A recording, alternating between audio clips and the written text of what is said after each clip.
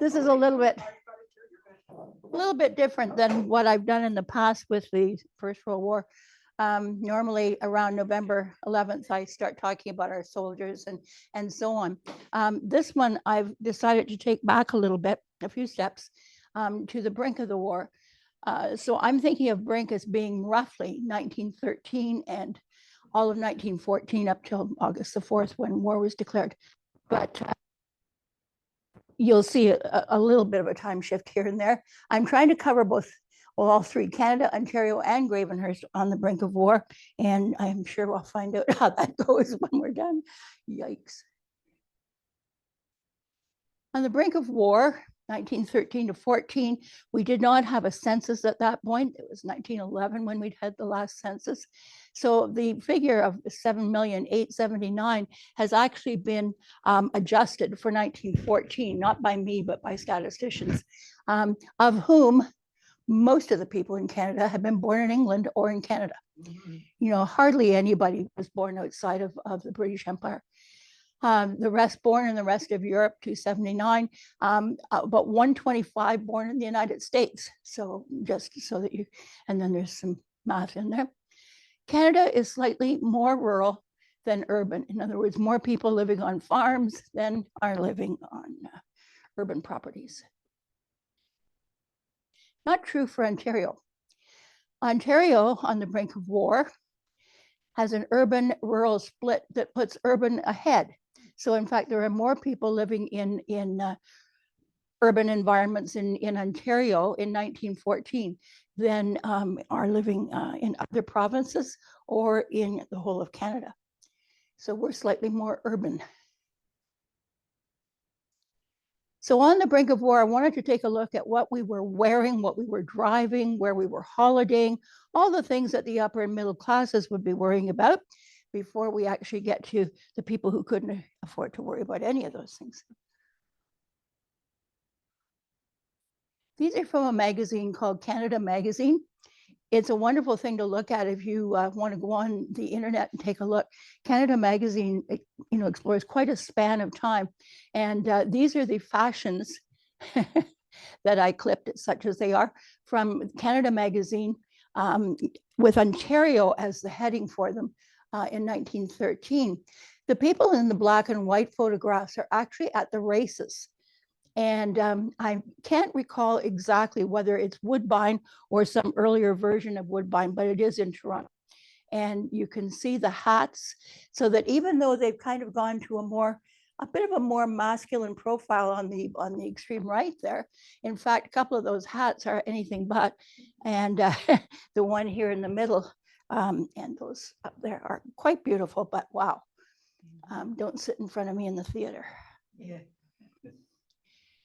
The men in 1913 in Canada Magazine were dressing somewhat like that. So you've got both your evening wear and you've got the professional man who's in a very important businessman over there. And then over here, you've got more of your leisure wear for men.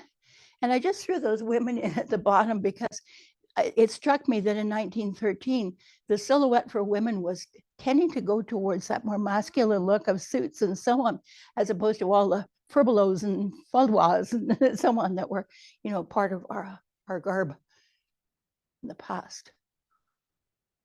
I decided to look only at Canadian-made cars. And I looked particularly at the Russell Knight because I discovered it was made by CCM, who made my first bicycle. And so Canadian Cycle and Motor Car Company is the actual meaning of that acronym, CCM. And the Russell Knight motor car, actually, there were quite a few varieties of looks and models and so on of the Russell Knight. I thought it was quite an attractive car, although not covered with mud, which is on a street in Toronto. I can't just remember what street it is. Wait till you see Yonge Street. But I love the spare tire firmly attached to the driver's side there, in case he's going to need it, which I suspect he is. So that's a 1911 photo. There's Yonge Street. and that's a 1912 Russell Knight. And of course, you've always got people who are standing around giving you advice as opposed to what to do. Not any assistance really, but they're certainly looking it over and they're telling you, you know, oh, I think you could do this or that, and so on. But those were lovely, lovely cars. Not for the faint of heart on some of those streets. And some of the other cars that were being made in Canada, not by any means all of them, the Brockville Atlas, the McLaughlin Buick, the Galt gas storage electric vehicle. I loved that. As soon as I saw that, I thought, wow, in 1914, we were producing a gas electric vehicle. Yeah, a hybrid, exactly. Yeah. And I thought that was just great. And actually the gas is what gets stored, the electrics, you know, it's all pretty neat, I thought. Interesting Brockville, because Brockville had, among other manufacturing sort of things that they did, they made cast iron frying pans and things like that. So they were into the metal sort of thing in Brockville. Gassing up your car might not be for the faint of heart. You could fill up a bucket or buy a 5-gallon can at a general store, a pharmacy, a hardware or a blacksmith shop. But once you had your 5-gallon can or a bucket, you could then take it to your car, and using a funnel while you're in your best clothing going somewhere, you would put your funnel into your gas tank and pour the contents into the car. I thought, wow, I don't know if you could afford to own one of these cars and you're going somewhere, the chances are you're in good clothes, and yuck, yuck. There's the very first gas station in Canada in 1907. Practical looking. I mean, it's hooked right up to the oil tank up there. And, you know, it's interesting the way it was manufactured or set up, because it actually, yeah, here it is here. It actually consisted of a 59-liter kitchen water tank. That's where the gas was, with a garden hose attached to it. And you could run the garden hose then to your gas tank. And the operator sits underneath, there's that little piece protruding there on the tank. He sits underneath there out of the weather a bit and takes some money for whatever. Okay, so we've got our fashionable clothes, we've got our ultra fashionable vehicle, and we now have to decide where we're going to go for a holiday. So we can in fact go to somewhere close to Gravenhurst. We could go to the Minnewaska Hotel in 1913. We could go to Pinedale Resort over on Gull Lake. We could go to Montcalm House, or even better, if you have a little more money in your pocket, you could go to one of these grand resorts for wealthy vacationers. And these are all taken around 1913. The one, of course, that was most magnificent of all was the Royal Muskoka Hotel in the bottom left there. But Paint House, Cleveland's House, and Elgin House. Beautiful places to vacation. Mm-hmm. People from the United States were certainly flooding to these vacation destinations. At the Royal Muskoka, you could, of course, play a game of golf. Doesn't she look comfy? Anyway. Yeah, okay. I asked the question here, guess who is vacationing at the Royal Muskoka Hotel on the brink of war? And I'll leave you to ponder that as we go on, because I'll answer it in a little bit.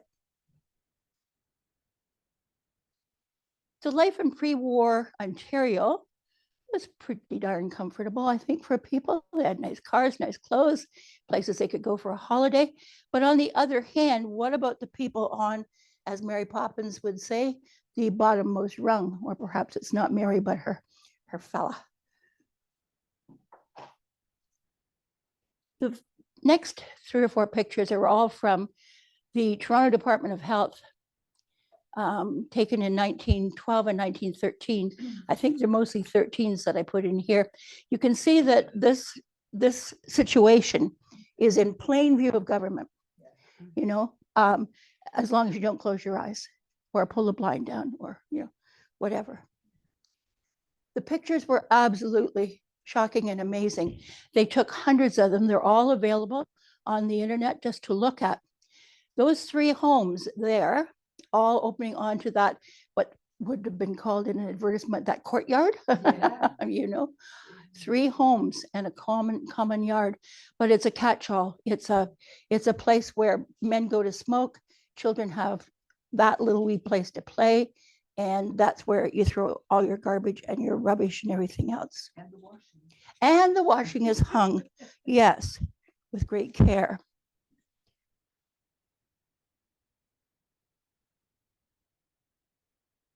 Again, from Toronto Archives, Department of Health.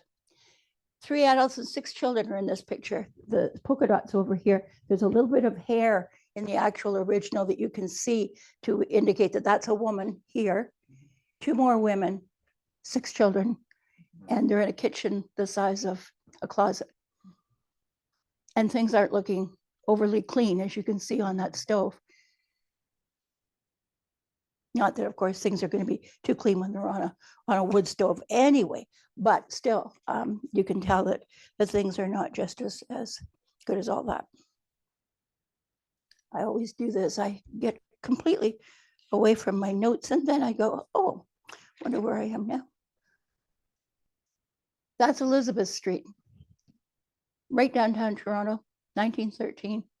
Very, very close to, all the major department stores and all the major sorts of things in the city.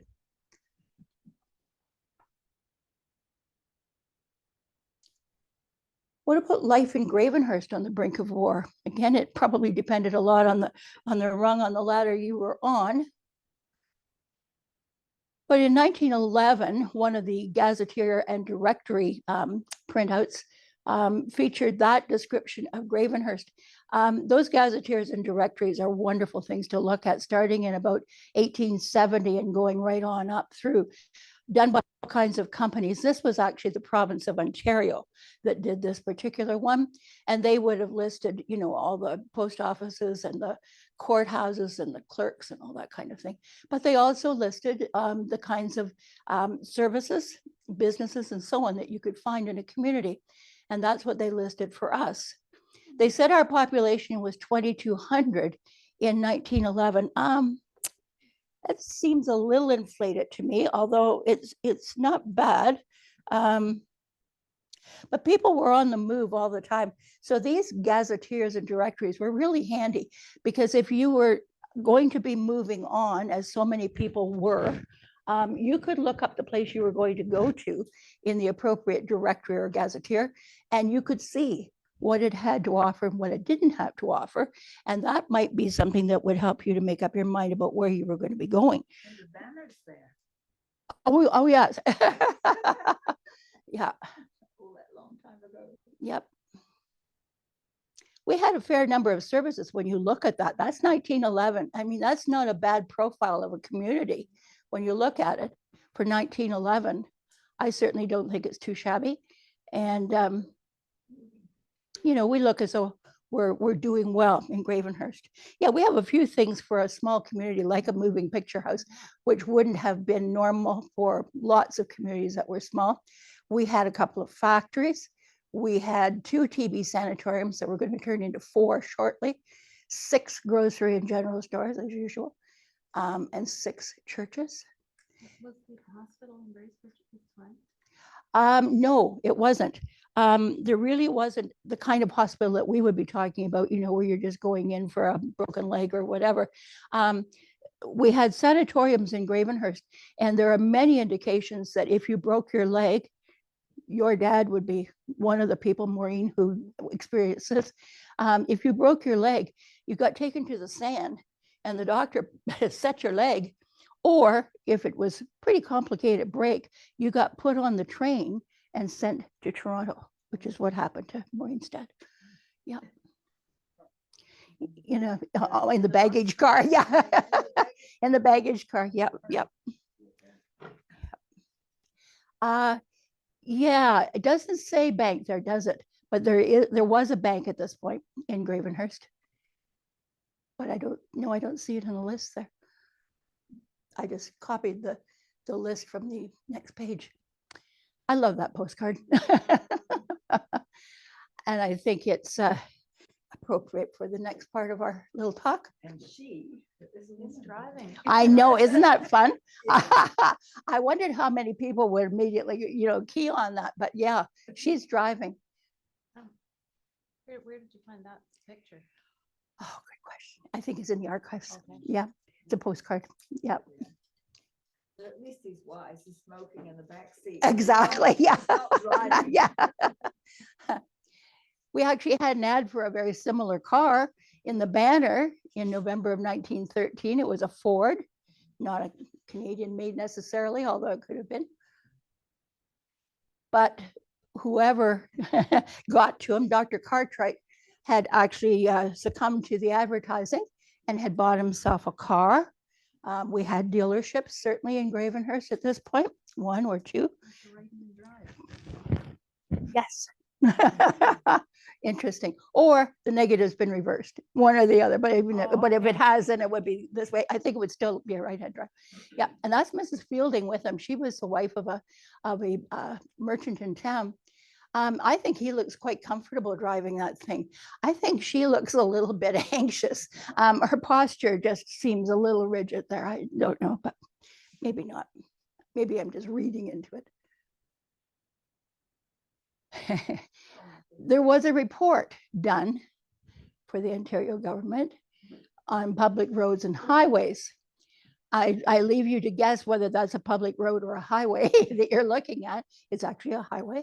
And the town of Gravenhurst at the very same time is publishing a little warning that you've got to keep your cattle off the roads. So I think there were more things to worry about when driving than just potholes. You certainly might have the opportunity of running into a beast along the way. And don't forget to renew your dog license. Yeah. Chief Constable is very, he's going to be really rigid about this stuff. Our beautiful Grand Trunk Rail Station. The train came to Gravenhurst in 1875. So we had the train 10 years before anyone else in Muskoka had a train coming. So it was not till 1980, or sorry, 2080, what am I saying? 1885 that Bracebridge had the Grand Trunk Railway arriving at it, but we had it arriving here in 1875. It was a beautiful station. I love the bus that's sitting there waiting to take passengers, and no doubt a livery vehicle of some kind with the horse. But in fact, in 1913, on the brink of war, it burned to the ground. Yeah, too bad. It was lovely. And then, of course, it wasn't replaced for quite a while because of the war. You might have had it replaced much more quickly, but I think you've all seen the picture of the prince who is opening the new train station in 1919. That's a long time. Now, I'm sure it was operating before then. It was certainly built by 1918, but opening it, he was doing in 1919. Where would that have been located? Oh, just a quick second. Let me go back. I was meaning to say that. Thank you, Megan. If you think about where, what am I trying to say? The drugstore. The Shoppers Drug Mart. If you think where that is, and you think about where the arch is, now we had a fairly extensive yard works that went with the train. This was quite a train hub. So it's not just a train station and a platform, but we've got all the yard works, including the coal chute, the water, the whole 9 yards. Plus we had at one point a turntable. We've had so many things that were a part of the railway situation in Gravenhurst. This was a place where a lot of the men who worked on the railway changed over from home to work. The man who owned my house years and years ago was a conductor on the railway, and he simply walked down the street and hopped on the train and kept on going. And lots of people did that in Gravenhurst. So between Shoppers Drug Mart and the arch, but back in where the tracks are, back in there, you've got, a rail yard with a station and all the other accoutrements that went with having a really pretty good train works there. We had 2 tracks for one thing, and that made quite a difference. You know, trains could come here and come and go at the same time, hoping that somebody got it right on the switch. The other thing we had, to the advantage of Gravenhurst and the disadvantage of other communities to the north, which will remain nameless, we had steamers. We had the Kenosha, the Sagamo, the Medora, the Cherokee. We actually had 10 steamers, but we also had all kinds of tugs, working vessels, if you want to call them that. We had supply boats, we had small private steamers, we had steam yachts. So you can imagine the amount of traffic that existed on Lake Muskoka and Muskoka Bay, or Gravenhurst Bay, as some people call it, Muskoka Bay though. You can imagine the amount of traffic with all of those steamers and steamships coming and going. Yeah, it does a little, doesn't it? Some differences there. The Sagamo doesn't really give you, that picture doesn't really give you a good idea of just how much there was to the Sagamo. It was quite a good sized ship, and it had been, of course, refurbished and almost reinvented in the 1920s. So the people from the railway station would have quite a walk to get down to the boat. Oh, no. Oh, no. We had 2 train stations in Gravenhurst. We had the one that was up between, you know, the drugstore and the arch. We had the other one that was at the wharf. And the train went down to the wharf. You know, the little walking trail that goes along Jane Street? That was the train line, okay? And it went right down to the wharf. And then you could literally get off the train on one side, walk across the wharf, and get on the steamship on the other, the appropriate steamship of 10. Yeah, no, they didn't have to work too hard at doing it. This is a picture of St. James Anglican Church Sunday School, which I would think is really, you know, the church, basically the people in the church. I know. Who goes to church now? I don't know, not very many. And certainly if we tried to take out anything from any of the churches now, we'd be hard pressed to find people. But there we are at 1913, taking a look at the Sunday school excursion. So even the people who are not well-to-do, and you can tell by looking that there are some who are more well-to-do in that group than others. But no matter who you were, if you were a member of that church, you got to go on a steamship. Now, it might be your only chance to do so, because steamships were largely to get you to a resort or to get you to a summer home or whatever up the lake. And not very often were they just for the poor to go over a ride. They didn't have the money for the ticket, and nor did they have the time for that kind of thing. Of course, there were lots of jobs on the steamships too. And we were very, very lucky to have them based here, because it did mean a tremendous amount of employment for people doing different kinds of jobs than maybe you would normally have in a community of our size. Even Mrs. Mickle took people out. Now, she's not in that boat. She's up here taking the picture of the ladies from West Gravenhurst that she's going to take out for a little ride in her little launch. And I believe that, well, I'm not sure if that's the Bertha Am or not, but anyway, those are women from West Gravenhurst that she's taking out for a ride. There were all kinds of little boats going out and back. And there were people in Gravenhurst who, of course, like the Mickles, lived life in a very comfortable lane. Rosehurst in 1913 is hosting the wedding of their daughter Bertha to Howard Kane on the left-hand side. The home is absolutely stunningly beautiful, I think, at that time. On the other side, you've got a more practical kind of a picture of a family out playing, what, badminton or tennis? Hard to say, it could be lawn tennis. The Martyr home of 1910. Whatever, the homes are absolutely beautiful. And the other thing that we had in Gravenhurst, just before the start of the war, we had 2 sanatoriums. for the treatment of tuberculosis. Now, of course, I say it so often that you've probably all heard it far too often, but in actual fact, the Muskoka Cottage Sanatorium was the first TB sanatorium in Canada. And since tuberculosis was in fact one of the most dreaded, if not the most dreaded disease in the country, hard to imagine that we had to wait until 1897 to get that first TB SAN, and that it was then in Canada. And in actual fact, or sorry, in Gravenhurst.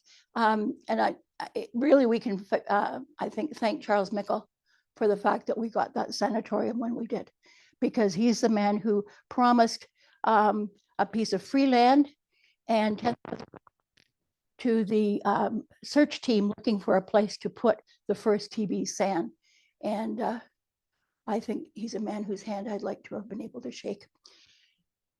Down below it is the first free hospital for tuberculosis treatment in the world, and that's the Cottage SAN. You can see the main building, which was the first building built. There's a little walkway between. That's the admin building over on the left in that lower picture. And those are people out there. Not necessarily are they employees. Tubercular patients who were considered to be in pretty good shape and who wanted to be outside. Being outside was considered to be the ticket to recovery. And so if they were willing to go out and either pick some vegetables or do a little hoeing, maybe for half an hour, whatever, it would be up to them to choose to do that.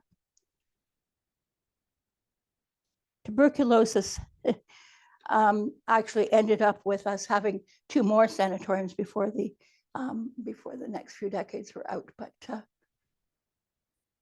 I couldn't resist putting Massey Hall in there, which was built in 1913 on the brink of the war as well.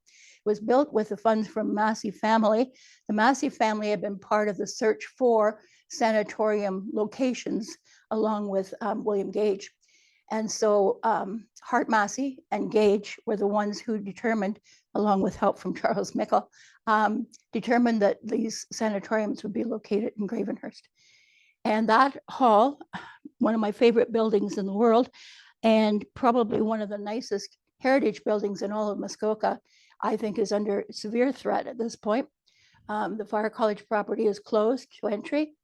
I'm not banking on the fact that anybody is doing any kind of care with those buildings that are on that property. I've seen no evidence of it, and I do drive out there pretty regularly to see what I can see. And I'm not, I don't know. I can't see inside the buildings, but I'm worried. If that building, which is all beautiful, beautiful wood inside, if it's in the kind of danger it's in that I'm afraid of, we're going to lose it. That's a testimony, by the way, to the skills of the stonemasons and carpenters in Gravenhurst. I mean, that's just a lovely, lovely building. I love that chimney. When I worked at the Fire College, I used to petition the principal on a regular basis to have my library put in there. And instead, they built me a nice brand new one, 7,200 square feet. It was lovely, but it wasn't that. More practical, I guess. So all of these things we're looking at steamships, and we're looking at trains, and we're looking at wonderful resorts, and we're looking at all the places, lovely homes and so fashions, all the things that, were about in 1913. I almost had the feeling when I was looking through so much material that nobody seemed to think to themselves, gee, things are not good in Europe. And although we might say maybe they didn't know that, well, they would have if they'd read the interior pages of the banner.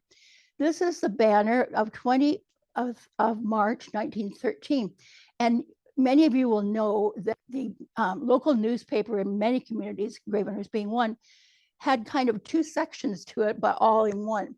So your front page was local. Flip over. You've got 2 or 3 or 4 pages in there that are like supplied by an exterior publisher. And it's just material from, heaven knows where all. And then you've got more material that's local.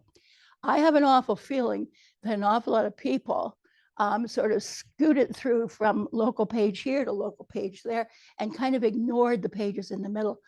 But had they read them, in the banner, 20th of March, 1913, is a story that says that the British Navy is increasing its, its complement to 146,000 officers and men. They're going to start constructing battleships. Whoops. And there's a battleship cruiser, 13 light cruisers, 35 torpedo boat destroyers, and 21 submarines. And the first Lord of the Admiralty at the time was, of course, Winston Churchill. That, well, it just shouts that they're starting to worry about what's going on. And matching them on the other page facing, or maybe the issue before, is a description of the German war tax provisions that are being made to fund armaments. And they're talking literally about the taxation on how much money you have. So in other words, it's not on your income, it's on money that you have. How many people then rushed to the bank, took their money out, put it under the mattress or in the freezer or in the fridge so that nobody knew what they had? Because in fact, in Germany, they were going to tax what you had, the capital you had. And a lot of European countries were, like Belgium and so on, were wondering if they were going to have to do a similar kind of thing. The answer to the question earlier asked, who was on vacation at the beautiful hotel in Muskoka, is none other than our Prime Minister. And he had lots of problems with his nerves and with, just, I think a lot of things were weighing on him at various times in his life, so that he had to be careful, and his doctor was always being careful with him to say, you need to take a break. You need to go on a holiday. And so, in fact, he did about a week before war was declared. And I don't think he was quite prepared for that to happen. There he was in Muskoka, at the Royal Muskoka Resort, having probably a lovely time with his wife when he received a summons saying, war is being declared and you've got to come home.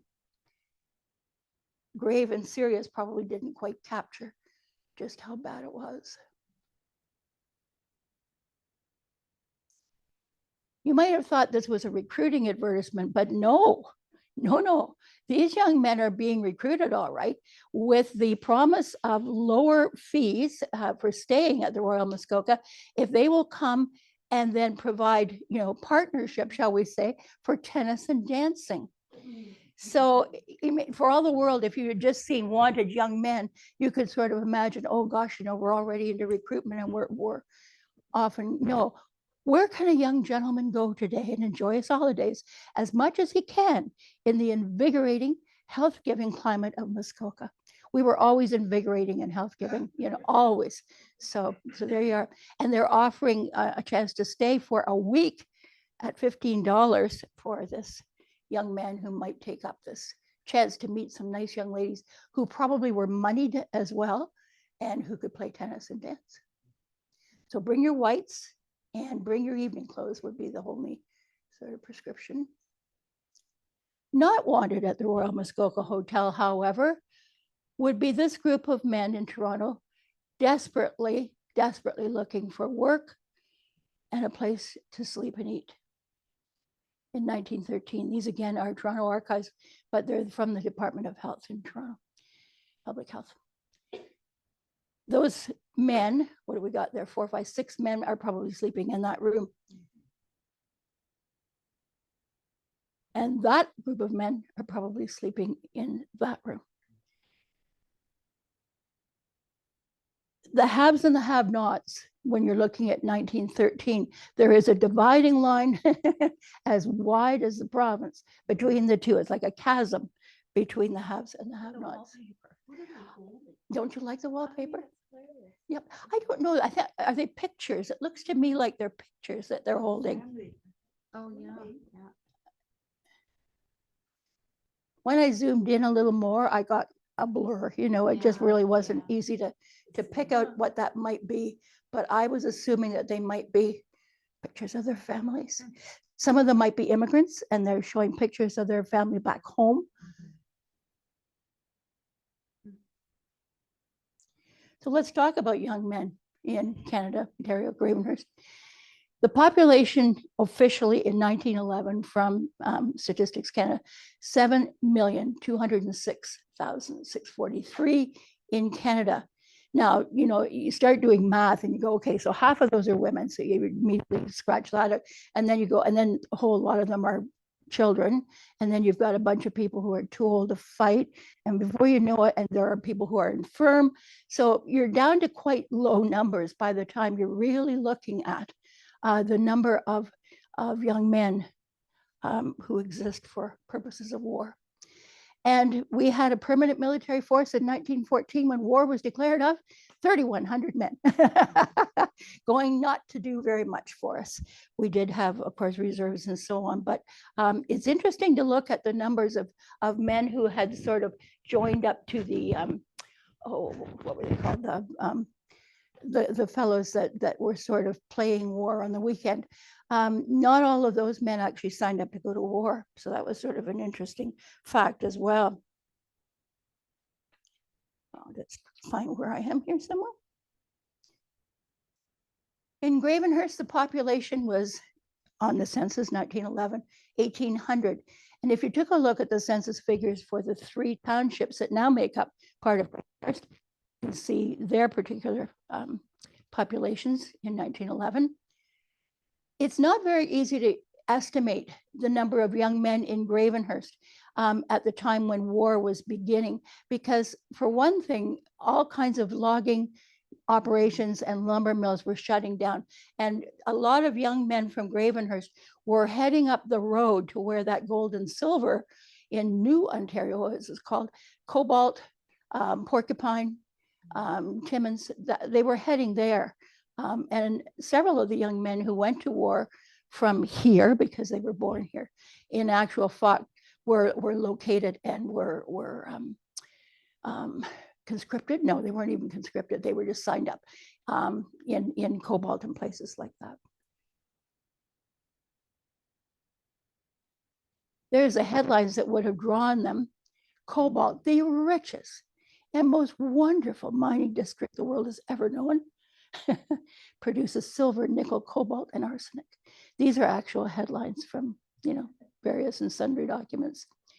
In actual fact, I don't know how many people here have been to Cobalt. A few of you, maybe? Yeah.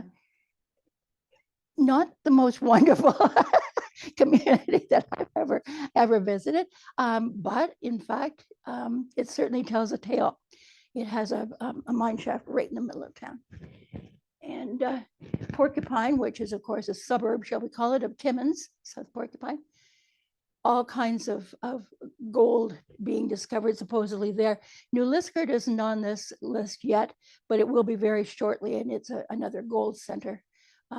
So young men were heading to places like this for a sense of adventure, for a job, which they might not be able to get back home, just to see the world.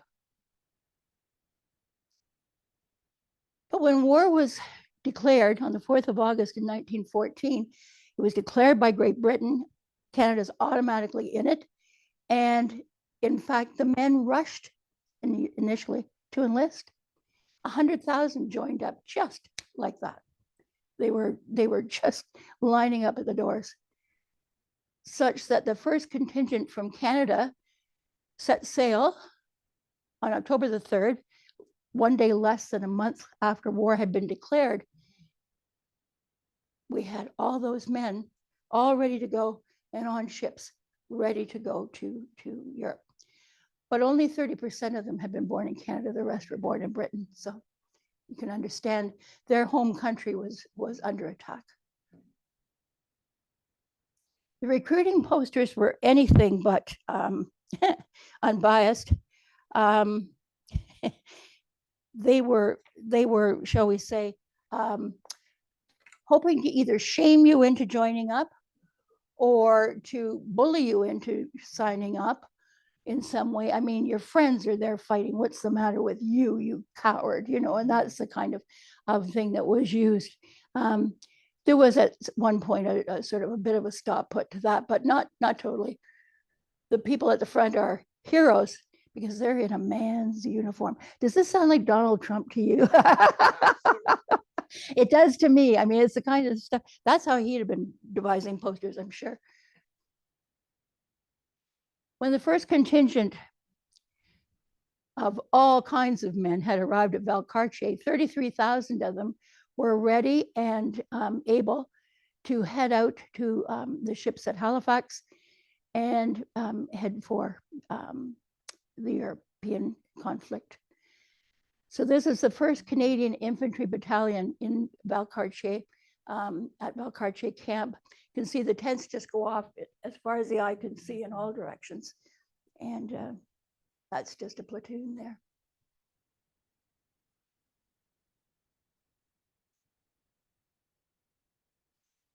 The Great War, the First World War, always is said to have gone from 1914 to 1918. I don't ever like to phrase it that way. It started August the 4th, 1914, but it really didn't end for anybody who was a soldier until June of 1919. Because in fact, when they signed up, they agreed to sign up for the duration of the war plus 6 months. So automatically, no matter how long the war is going to be, tack on time. And then on top of that, you've got all kinds of men in the logistics of trying to get them home. Phenomenally difficult because they didn't have enough ships to do so. And the first ships that took men out, the soldiers complained bitterly about the conditions that they were in those ships, to the point where the Canadian government had to sort of go, oh, okay, we'll try to do a little better with this, because in fact the ships were in dreadful shape and food was awful. And so in fact they really had to bear down to try to find the ships that would get these guys home. Plus they had to get them off the various battlefields and areas in which they had found themselves during the war.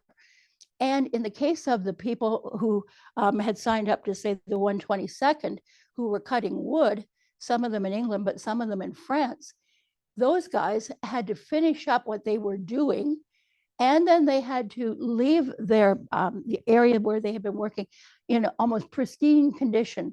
The local French mayor had to come in and sort of, sign a chit that said, yes, in fact, everything was okay with him, before they could even leave that area and come back to England and then be sent out.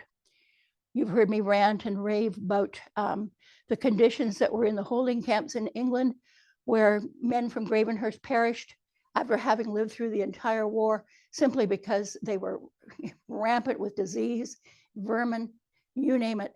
And, it was a horrible situation. So that's a little timetable there of the promises that were made by our Prime Minister, Robert Borden, to the British government. And at first, in August, when war was declared, he promised we would send 50,000 men. Okay, that's probably reasonable. In summer of 1915, he upped the ante to 150,000 men. And then he went to England. He was summoned to England as one of the many prime ministers and whatever of various colonies and so on, to come and have a meeting. And while he was there, he was able to hear firsthand and see firsthand the conditions that existed in the war zone. And as a result, he came home, and on New Year's Day, 1916, he promised 500,000 men from Canada. Now you think of Canada and the size of it, and what I was saying about numbers earlier, and then chop away the women, the children, the infirm, the elderly. And before you know it, boy, you're really wiping out an entire generation of young men here. Because not that they're all going to be killed, but they're all going to be in some way affected. So by the war's actual end, the supposed end, 11 November 1918, we had sent from Canada 650,000 men. That is a huge bite out of our population.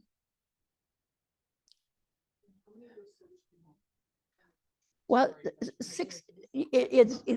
just right there. 66,000 of them were killed. So it's a little bit more than 10%. And that's actually the same figure for Gravenhurst, which I'll get into in a minute, 10%. And another 172,000 were injured. in the sense that they would have recognizable wounds that could be treated in a hospital, blah, blah. This does not account for the men who, in fact, were mentally injured. And there were so many of them.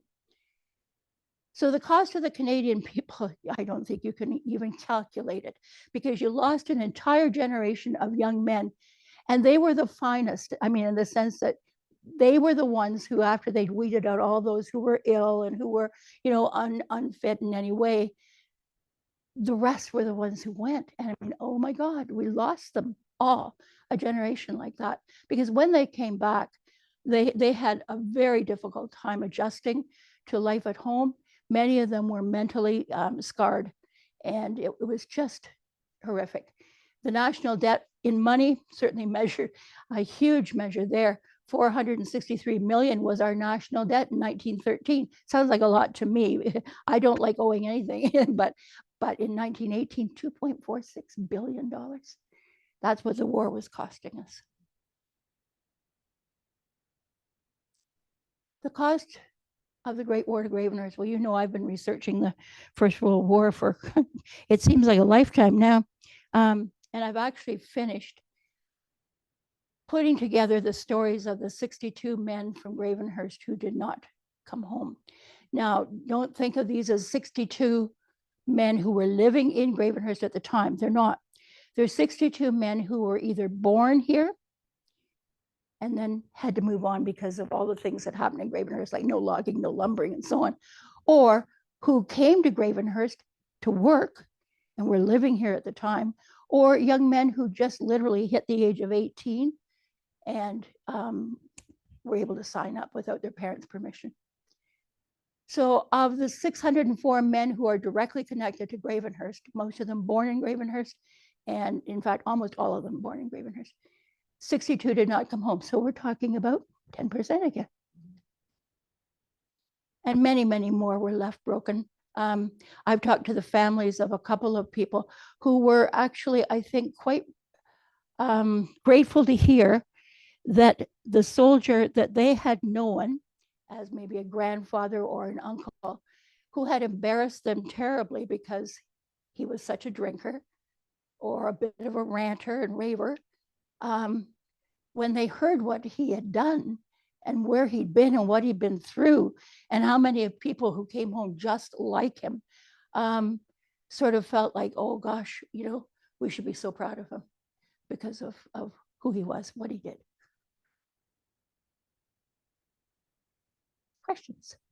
Do we have any idea how, there's a lot that came back, but they died within a year or two of coming back of TB? That's right.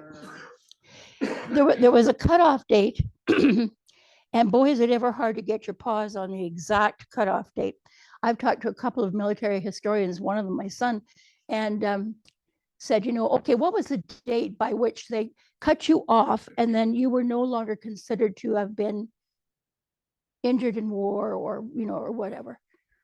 Well, it's hard to get two people to agree to the same date. I've talked to the guys at the Canadian Military Museum in Ottawa and so on. And we can't agree on dates, but in 1922, and I'm going to say the end of March of 1922 was the cutoff date.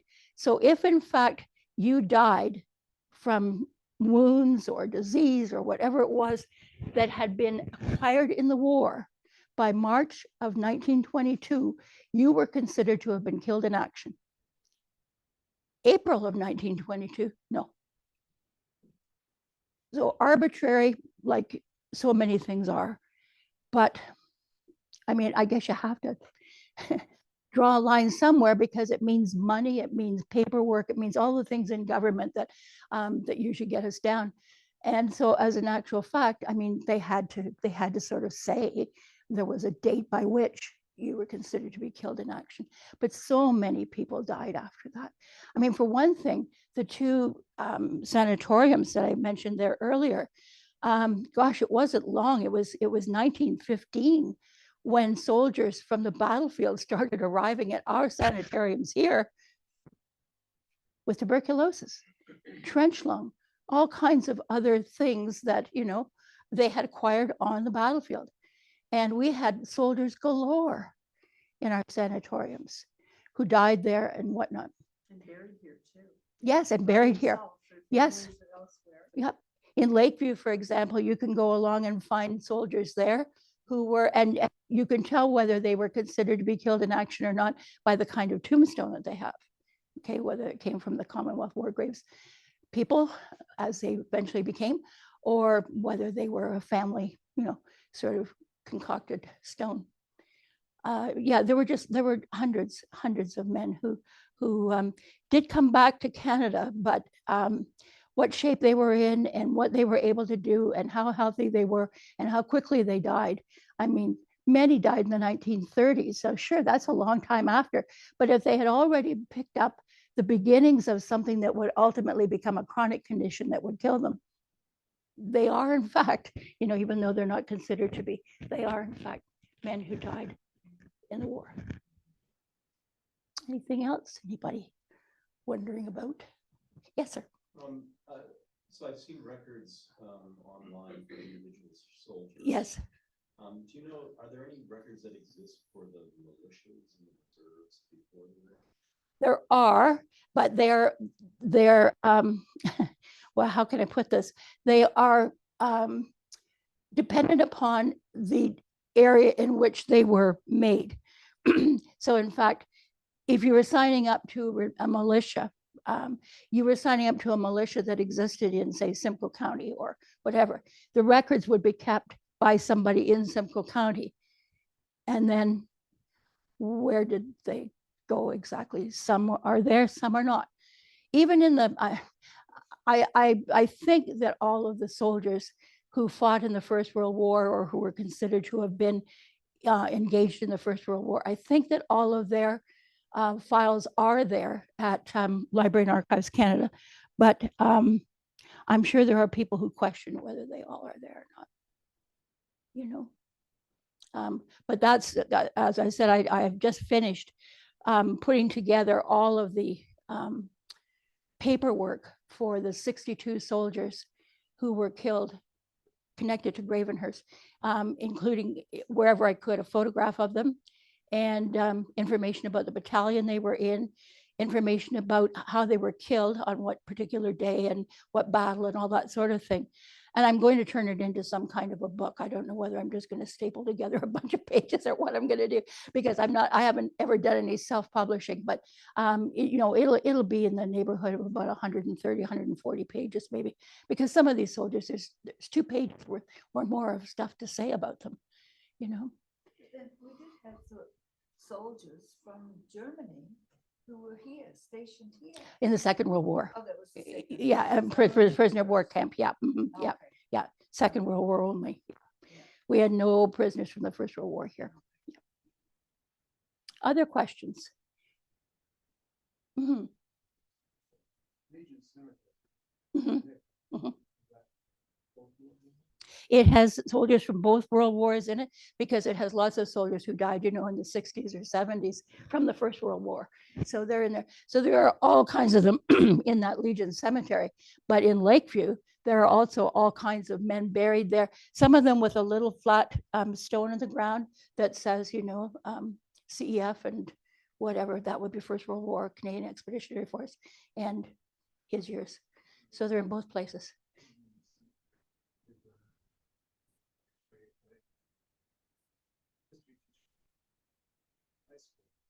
Mm-hmm. Mm-hmm. Cleaning, yep, yep. Yep. Mm-hmm. Yeah. They're lovely stones. They really are. Mr. Forsyth did all of those. His daughter told me. Oh, how nice to know that. Is who crafted, she said she used to see in their basement all of these. Wow, the those crosses. Yep. That he crafted, but that's only the Legion part. Yeah, There's yeah. many more veterans. Yeah, that are- many more. Yeah, yeah, for sure. The soldiers, regimental number. Yes. Apparently you can research them on. Oh, yeah, yeah, they're all available. Yeah. And the complete file for every soldier is available as well. So in some cases, there were over 100 pages